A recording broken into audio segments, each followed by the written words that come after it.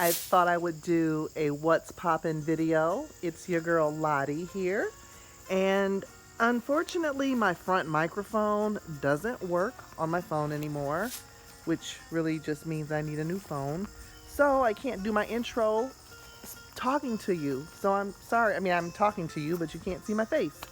Anyway, we're going to do a quick walk around and see what is going on out here in the back. We're going to head down Cedar Row.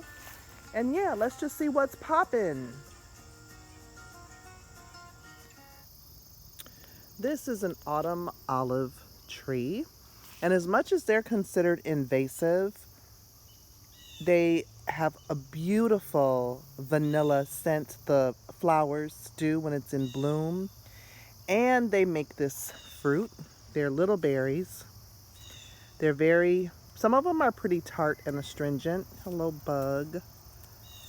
You didn't, I didn't hire you to be in the movie. Move.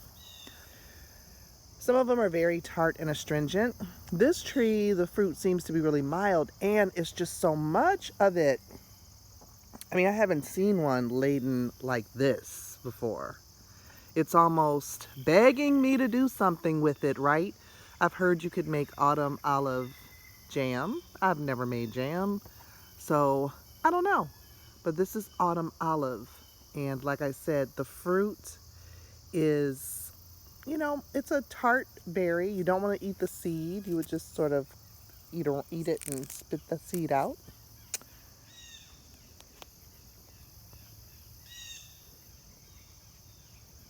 So I don't know. I might have to come back and harvest these.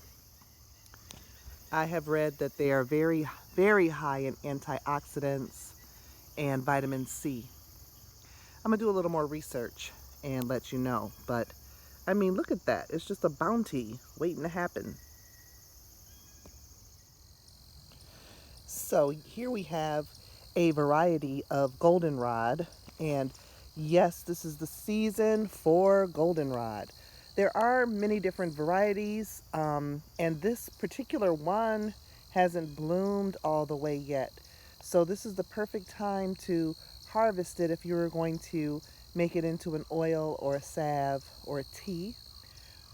There is this one here that is already bloomed, which could also be used for a tea, but it has a tendency to go to seed really quickly once it has been picked. I am thinking about adding some to my fire cider blend this year to make my fire cider more of a place-based or just, you know, going with what is available kind of medicine. So this is a variety of goldenrod. It's a little different than the other that I have on the property that's very prolific as well. So what you see all along here are primarily brambles.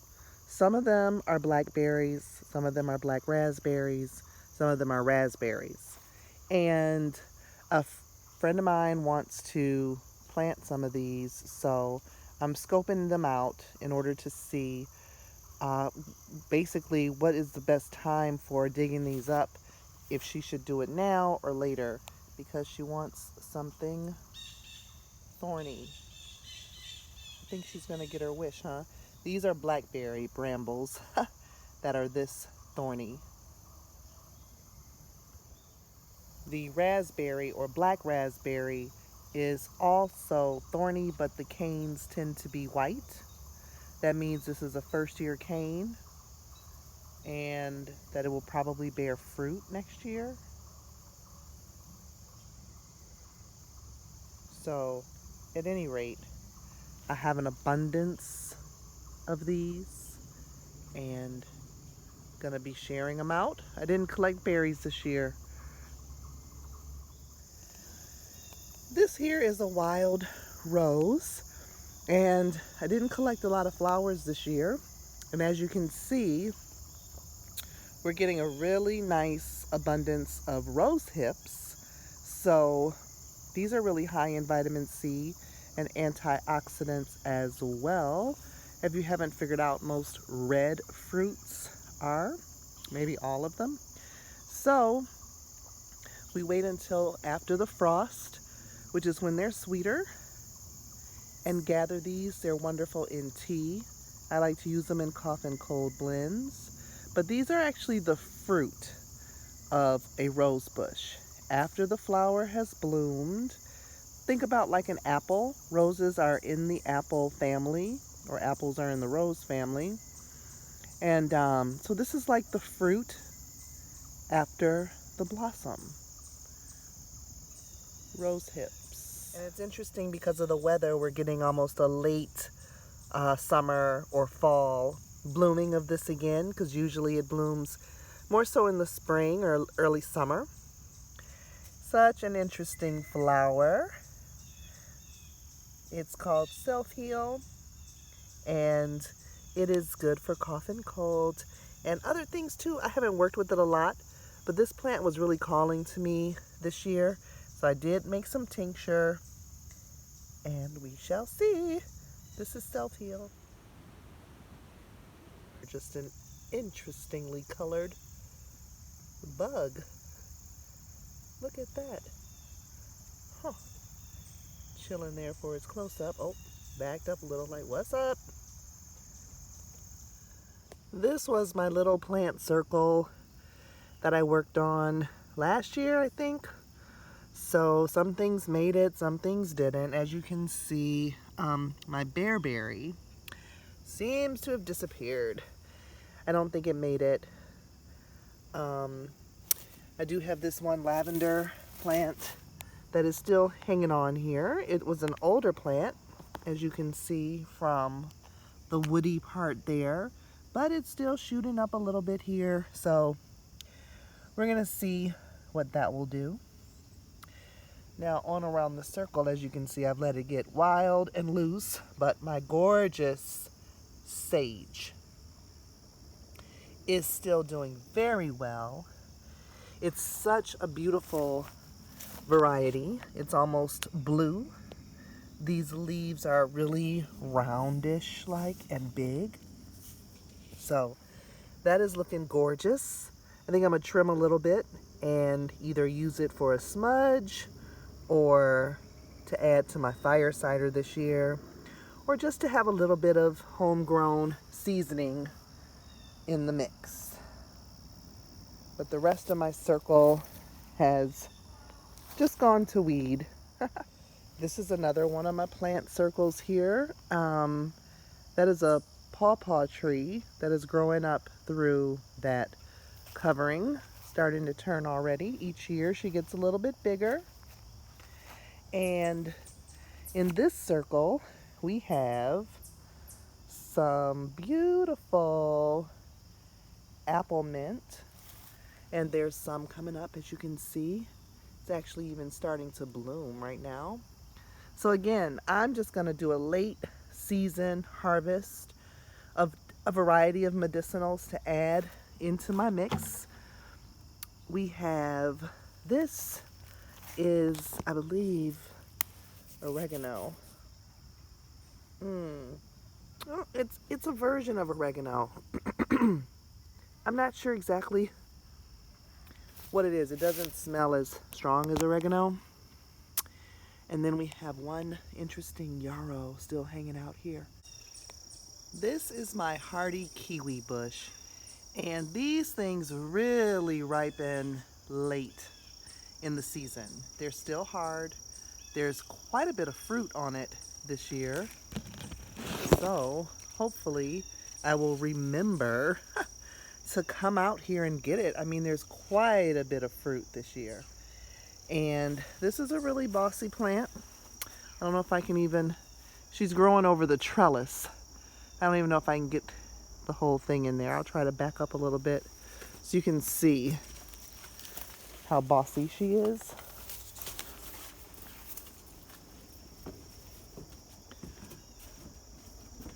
There you go. I always think she looks like a woman's hair. I love this hardy kiwi. And right beneath it, this is comfrey. And again, it has made a late season showing. Gorgeous. These can be harvested and dried and turned into a wonderful salve that is really good for cellular regeneration. And we're going to make our way back around to the back of the house into the wild of this part here. I don't know if you can see, but this year I have an abundance of New England Aster, which is awesome. And she grows right up in here with all the goldenrod. As always, nature loves to put yellow and purple and yellow together, as you can see. So I really need to get out here and collect this New England Aster for the year. I just got a big abundance of it this year. I can't believe it's like 3 different bushes. And there in the distance you see my poke. Yeah, it looks like a tree because it is a tree. I think she's trying to be a tree. I had an apprentice come and work with me one day and she was like, "Oh, I see your poke tree is doing really well." I'd never referred to it as a tree, but one would think it a tree. Big and bossy poke.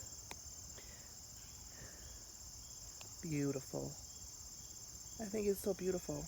Hopefully this year I'll get a chance to maybe make some ink from the berries. I need to do more research on using them medicinally.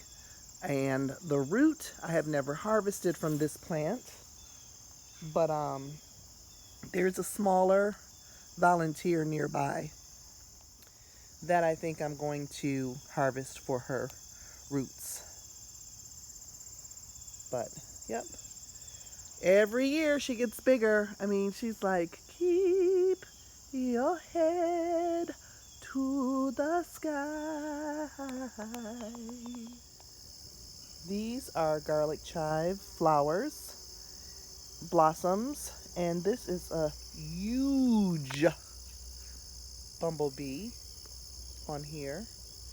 Anyway, these are really easy to make into a vinegar. Just snip the blossoms, which amazingly smell like a combination of vanilla and garlic. You can just put it in rice vinegar, and it really makes a nice garlicky, mild vinegar. I don't think I'm going to collect any this year because, quite honestly, I have so many mason jars full of vinegar and things in my refrigerator, I don't know what to do. Got a little bit more of my New England Aster with the goldenrod here. And yeah, so that is about it for what's poppin' today. There are a few more things. Check out this caterpillar.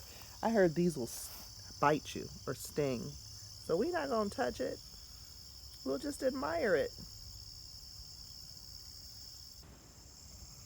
Oh yes, last but not least is my Anise hyssop, which is doing awesome. I've already put 1 jar of tincture up. The bees are loving it. As you can see, the bees are all over everything. So I really hate to disturb them. And this was my lemongrass, which I trimmed back once and got a nice harvest from. And it seems to be coming on back. I might actually get a second harvest from this before it gets too cold. So I think that's about it for today. There's some roots and things that I could talk about, but I'll save those for another day. So thank you for watching, and I will see you at the next video. And as always, peace. Take care.